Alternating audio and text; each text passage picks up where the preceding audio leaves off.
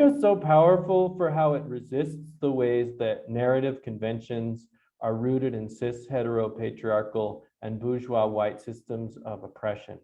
In Suture, you take on the challenge of narrative sequence.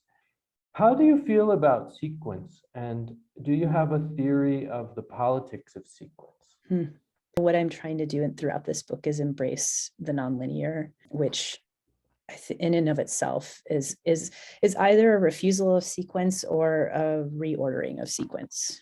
I think about it a lot in relationship to the structures of colonial time and settler time as being teleological, like forward moving, progress driven.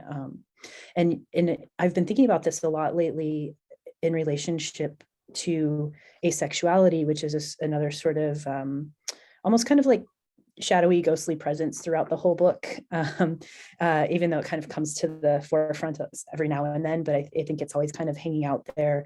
And I've thought a lot about asexuality as a way to rethink the structures of time as being anticlimactic, right? Like sort of refusing the climax, essentially, kind of playing on that notion. And Elizabeth Hanson has written on asexual narrative structure as one that has a kind of meandering middle and no end. And I think that, embracing that sense of meandering is, I think, also very much connected to the scavenger, right? So picking up things, just kind of wandering, meandering, and letting things return as well, or returning to things. And so there's that kind of recursivity in that process that feels really important throughout the book.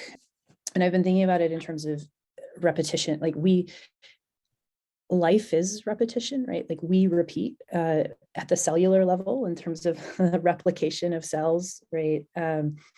And in the day-to-day, like the cycles of time, there's always some sense of repeating. And so we're always kind of both in sequence and out of sequence, right? Time is more cyclical than linear, really. And then trauma time is another piece of that, right?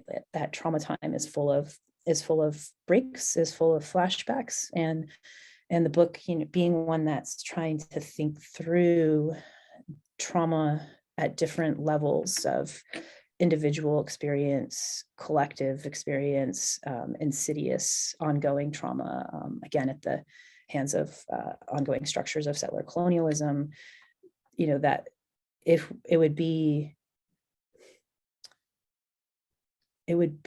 a fantasy, right, to imagine that time is actually sequential and linear in a particular way, right? Like it's already broken, it's already cycling back, it's already flashing forward and backward, because we're all living in trauma time, right?